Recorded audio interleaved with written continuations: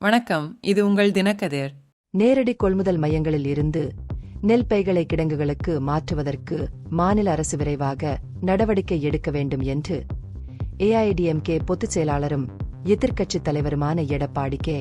பழனிசாமி வலியுறுத்தினார்.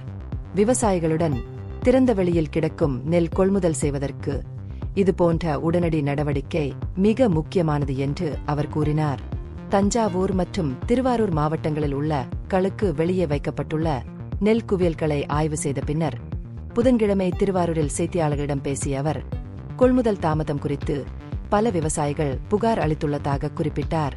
பல நாட்களாக திறந்த வெளியில் விடப்பட்ட நெல் மழையால் சேதமடைந்துள்ளதாகவும், ஆயிரக்கணக்கான நெல் பைகள் ஏற்கனவே மையங்களில் குவிந்து கிடப்பதால் அதிகாரிகளால் புதிய இருப்புகளை வாங்க முடியவில்லை என்றும் பழனிசாமி கூறினார். களில் சேமிக்கப்பட்ட சில நெல் மழையால் பாதிக்கப்பட்டு பைகளுக்குள் முளைத்திருப்பதையும் அவர் கவனித்தார். இந்த இழப்புகளை யார் தாங்குவது? இது அரசாங்கத்திற்கு இழப்பு என்று அவர் குறிப்பிட்டார்.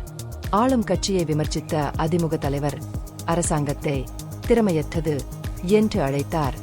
அதிக மகசூலை எதிர்பார்த்து சரியான நேரத்தில் கொள்முதல் செய்வதற்கு போதுமான ஏற்பாடுகளை செய்திருக்க வேண்டும் என்று கூறினார்.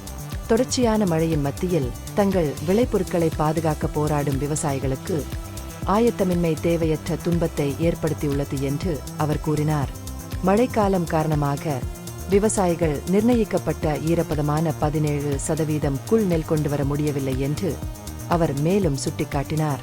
அதிமுக ஆட்சி காலத்தை நினைவு கூர்ந்த அவர், நாங்கள் ஆட்சியில் இருந்தபோது 20-22 ஈரப்பதத்துடன் நெல் கொள்முதல் செய்தோம் என்றார்.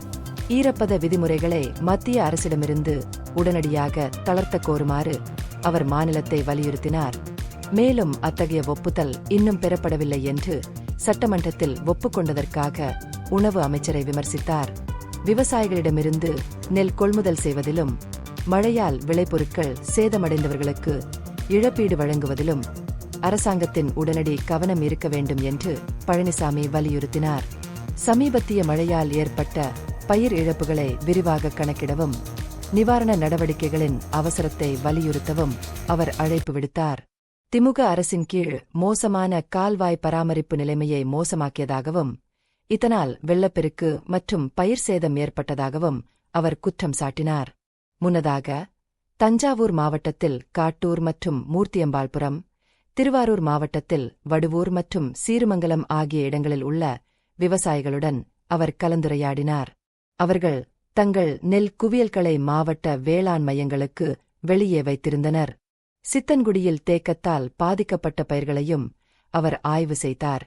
அங்கு போதுமான வடிகால் வசதி இல்லை என்று அவர் குற்றம் சாட்டினார். இந்த பகுப்பாய்வு நுண்ணறிவுள்ளதாக கண்டால் முக்கியமான அரசியல் முன்னேற்றங்கள் குறித்த கூடுதல் புதுப்பிப்புகளுக்கு லைக் செய்யவும், ஷேர் செய்யவும், சப்ஸ்கிரைப் செய்யவும். பழனிசாமி நாகப்பட்டினத்திற்கும் செல்ல உள்ளார்.